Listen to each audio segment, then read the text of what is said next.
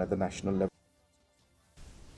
Myntri rang ba kajala konrat ke sang mahanin kesengi ula ang ba ula batai Bniah leng ba presentation sya ke Kynhun Myntri Halor ke roster system bat baro kit khot jong ke Kynhun Myntri ke lapan pai ke Jinghun Halor ke jing batai Bniah ke bala batai ha ke jing yalang haba kren sekilat batai kubor usang ma ula ang ba kate ke jing batai kalongkat kum ke jing tip jing Kenya ke baha hapok reservation policy bat ke jeruat jong roster system bat kene kan sashai hadin ke jing yalang jong baro ke seng san perthei Halor ke Jingbatai jong ke VPP ban kemi Bniah ya ke reservation policy Myntri rang ba ul ang bayamanta ke jing kren ka ba Sorkar kala khot kalong Halor ke roster system.